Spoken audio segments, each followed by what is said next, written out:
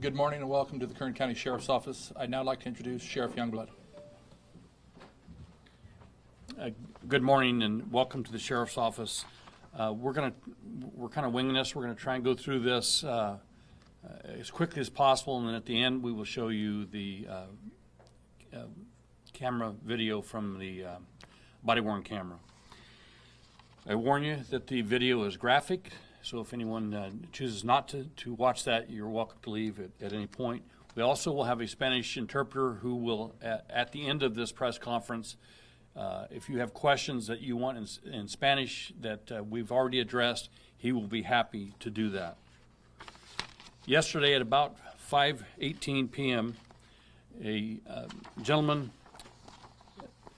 by the name of Javier Caceres, Hispanic male, 54 years old, accompanied by his wife, Petra Maribel Bolanos de Caceres. She's a Hispanic female, 45 years old. Went to TNT Trucking at 600 Manuel Boulevard in East Bakersfield. When they got there, they confronted a employee of the TNT Trucking by the name of Antonio Valdez. The husband pulled a large caliber, 50 caliber handgun, which is one of the largest handguns that are made, and shot him to death. He then turned the gun on his wife and shot her. A third gentleman was there, and he fled. The suspect fired shots at him. The suspect got in his car, drove around, found the third victim in front of Bear Mountain Sports, where he then shot and killed him. The suspect then drove his vehicle over to Breckenridge Road to a residence where he confronted a male and female. The female, we believe, was the daughter of the male at the house. We believe that she may have tried to intervene to keep the suspect from approaching her father, and he shot and killed both of them. The suspect then went over to an address on Fillmore where he carjacked a vehicle that had a female and a child in the car. The suspect made reference to the fact that he wasn't a bad guy and allowed the female to remove her child and herself and then drove off in the vehicle. A short distance away, a deputy spotted the suspect, and the suspect pulled into a business on Edison Highway that was owned by another friend of his. And the deputy then, which you'll see on body cam, told the suspect to put his gun down several times. There was a short verbal conversation. The suspect then shot himself in the stomach, and he also died. We have overheads that we're not going to play, but we're going to give to you that you can take with you. One is a Google map that will give you an idea that this was all within about a half square mile of occurring. It took a total of about 35 minutes. This is the firearm. It's obviously the suspect had to reload this firearm at some point because it's only a 5-shot, 50 caliber handgun. It appears that the suspect targeted each of his victims. We know that the suspect and his estranged wife were in divorce proceedings. We know that she had filed for a change order in the proceedings very recently on child support and property. We don't know that is the catalyst, but we believe that certainly has that I can answer. I will be happy to answer those. So if we could, let's roll the video.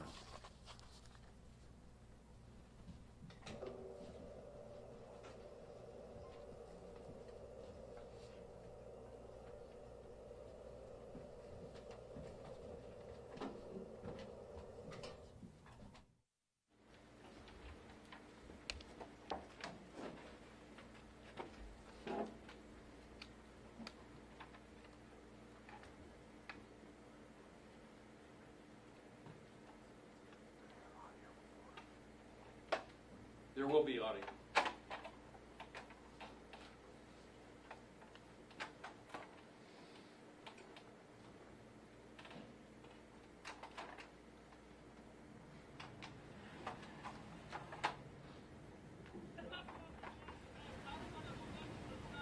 Put the gun down. Put the gun down. Put the gun down. Put the gun down.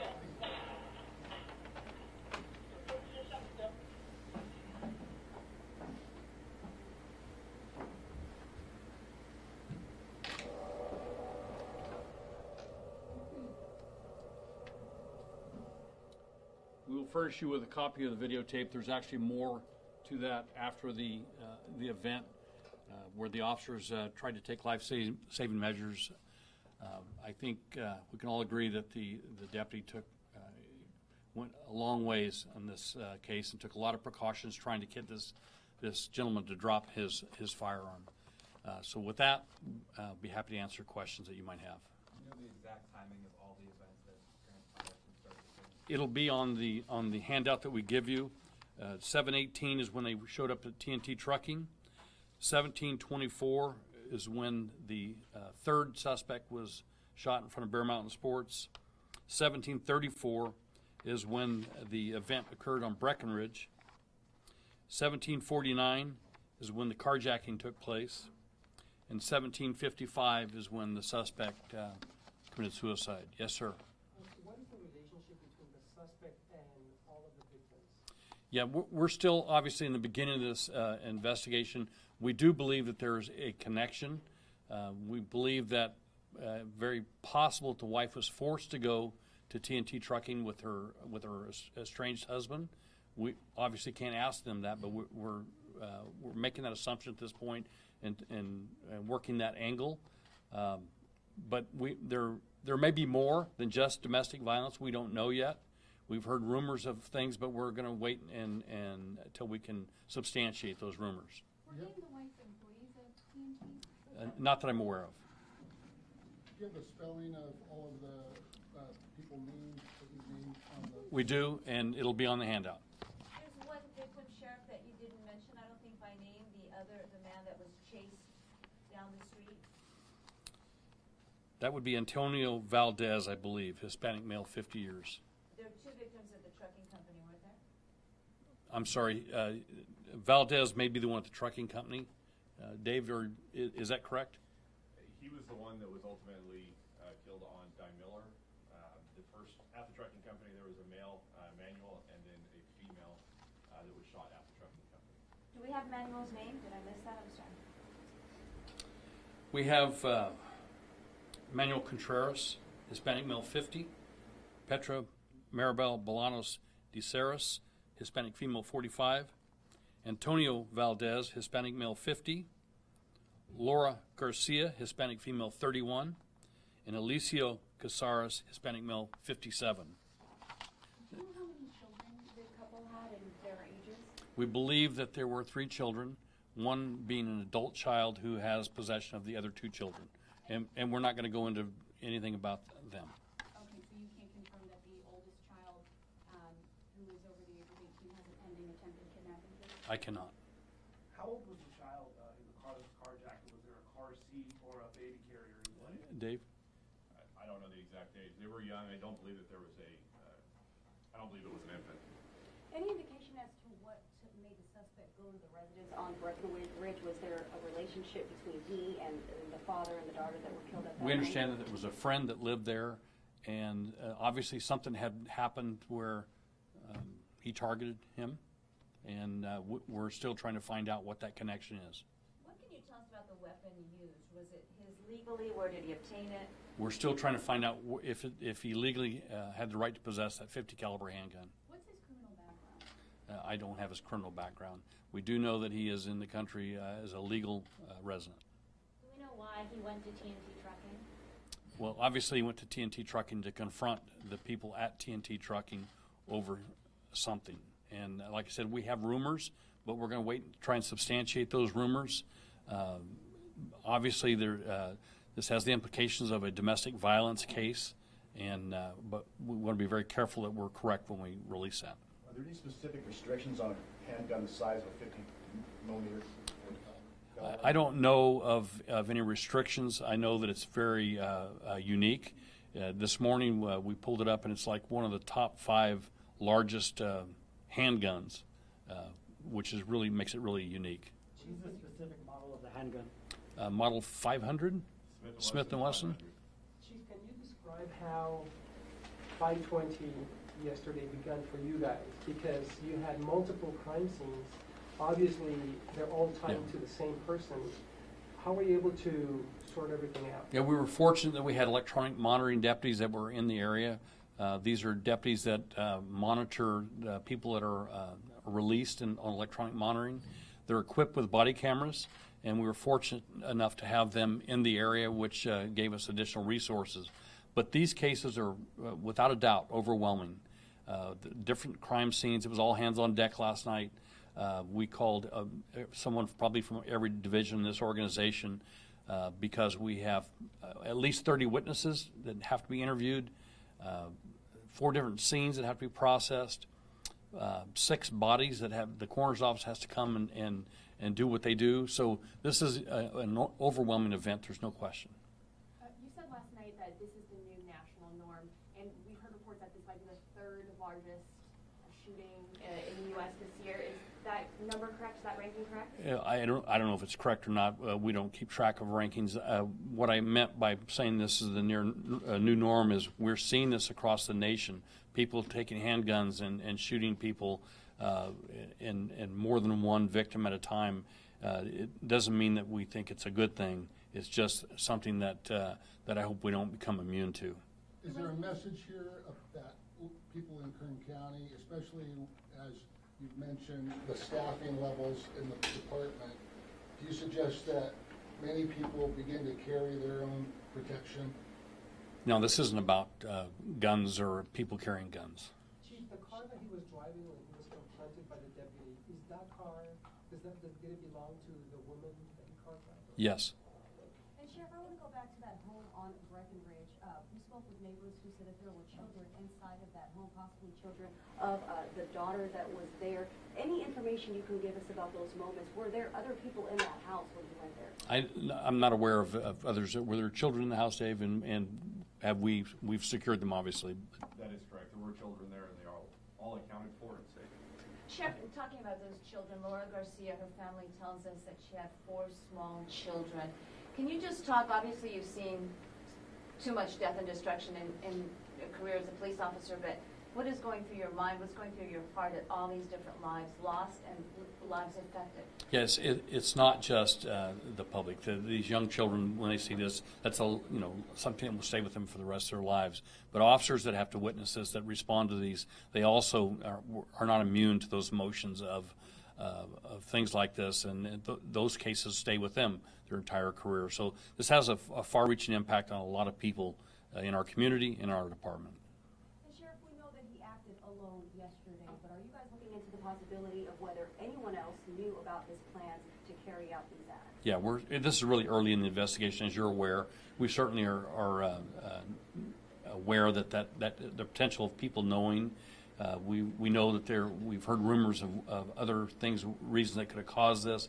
We want to research that and see if there's a connection, and because it appears to be there's more than just husband and wife having a fight, because other people were targeted, and there's a reason for that, and we need to find that reason. So just to clarify, they did not live together.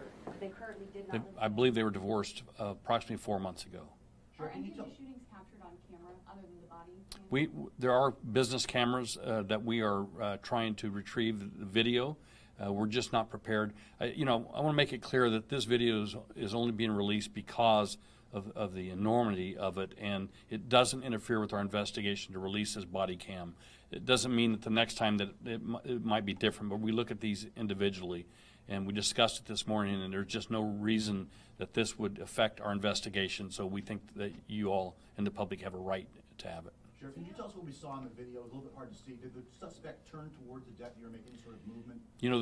The deputy they were facing each other, and they were communicating. The deputy is, you have to make that decision if you're threatened, and obviously this officer did not make that determination that it was in immediate danger, even though the suspect was armed with a large caliber handgun. But I think the deputy was ready to respond. You can tell by the way he is. In this case, it's not a spur of the moment thing, and that's where we conflict sometimes. When you have 1/10 of 1 second to make a decision, it's different. In this one, he had time to communicate and be prepared and be ready for what might occur, and it didn't. The suspect killed himself. Sheriff, there was a white Nissan Altima that was towed away from the scene on Fillmore Avenue at the carjacking scene yesterday evening, just before 10 o'clock p.m. Are you able to give the significance of that vehicle? Was that the suspect's original vehicle? Yes, that was Javier's original vehicle prior to him committing the carjacking on Fillmore. Is there a theory as to why he carjacked her and didn't just continue on in his car? That's a great question, because we don't know. We know that he was friends with the first or the second victim. He went to another friend's business. We don't know what his intentions were. We don't know if he intended other victims. We don't know what would have happened had the deputy not confronted him in the parking lot, where he would have gone or what might have happened. So that is a very good question, but we don't have any indication that he was going to armed other people. But this one is pretty bizarre, and we don't know for sure what his intentions were. What type of business was that where he committed suicide? I don't know what that was. Do you know, Dave? It's a dismantling business, auto mechanic. Do you know the name of that business? Does he have a criminal record? Is there anything else you can share? Any history? Any criminal history? I don't have his criminal history or criminal record, if there is one, with me.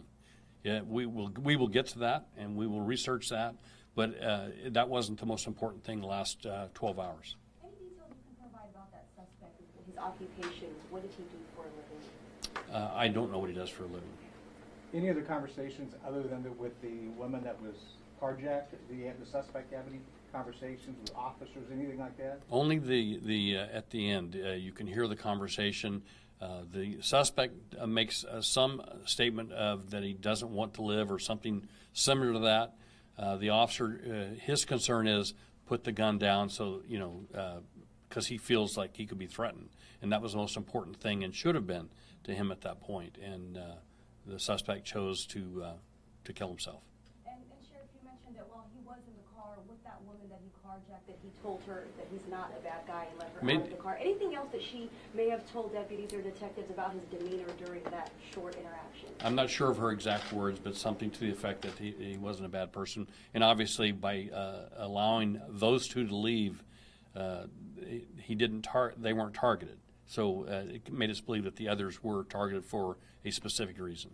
There were over 30 witnesses, you guys said. Is there any information, any further details that you've gotten from speaking to all of them? Speaking to witnesses, we have received some information that we're not releasing yet because we haven't been able to substantiate it. Because somebody says something doesn't mean that it's true, and we want to make sure we give you facts. And have you been able to speak to all 30 witnesses in this?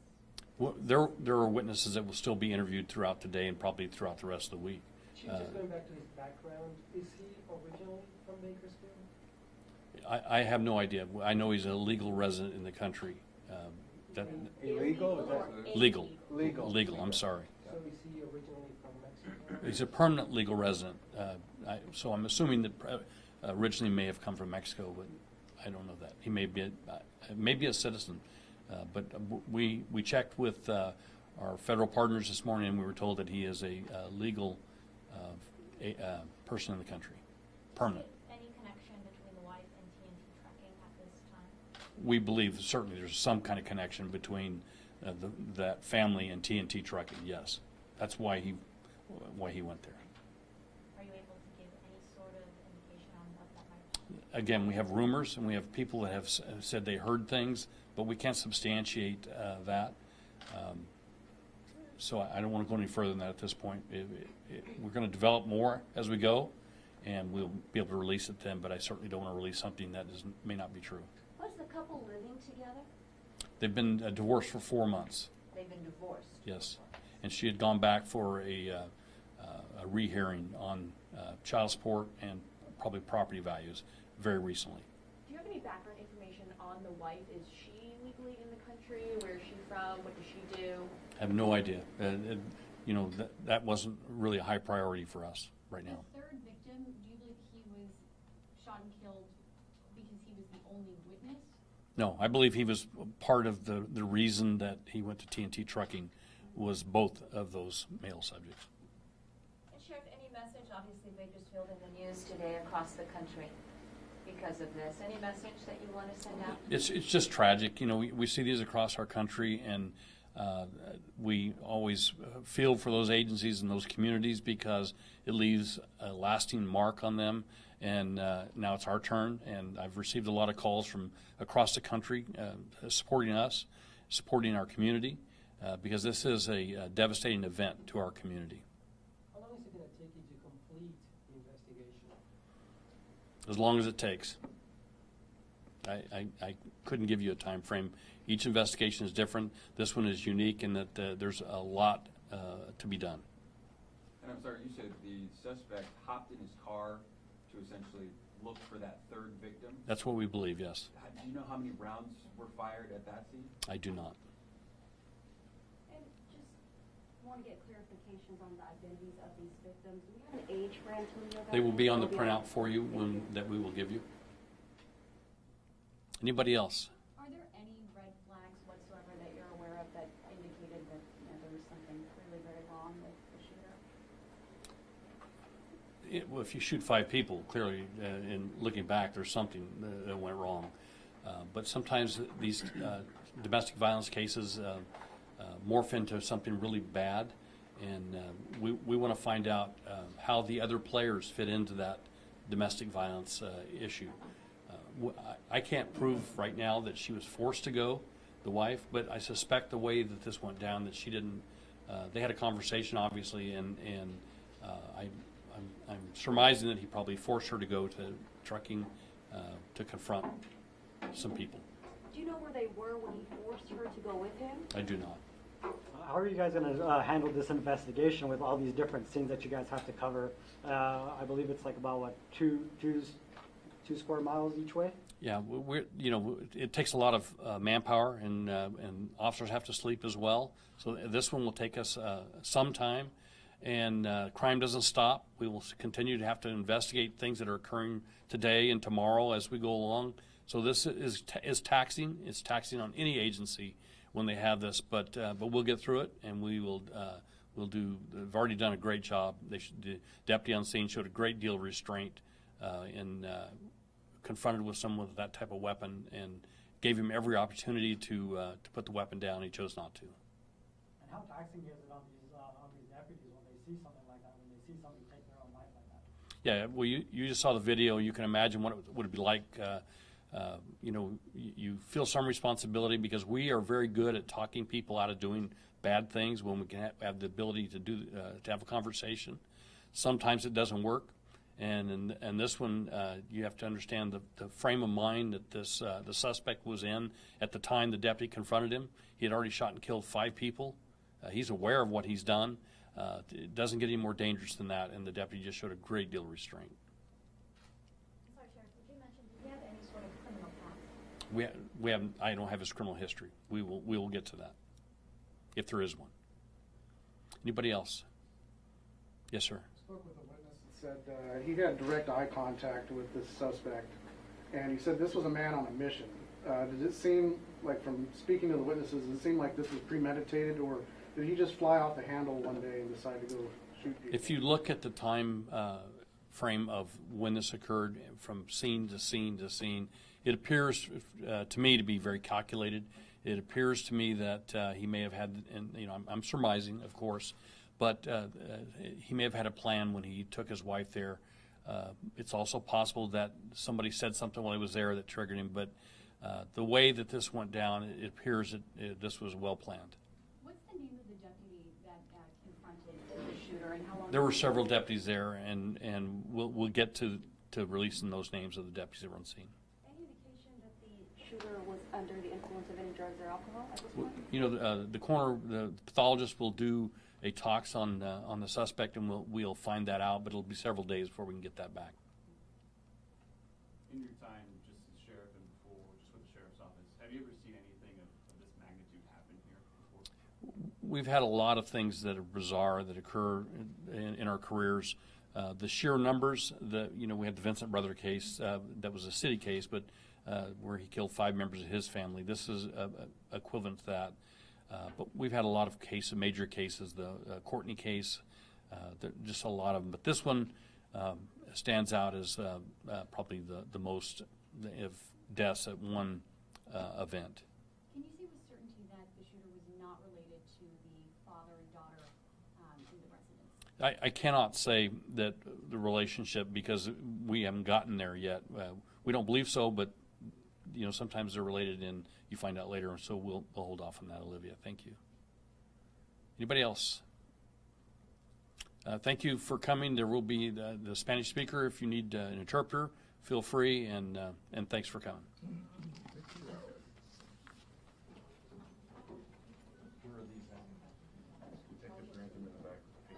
You can pick these up in the back.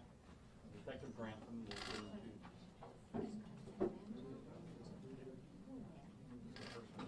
It's all going to be in order on Sheriff, I'm Gigi Gracia, Box 11, Los Angeles. We spoke to you. Thank you very much. You're welcome. Glad you could make it. Thank you. Hi, Steve. Yes. Did you have an extra minute? Yes.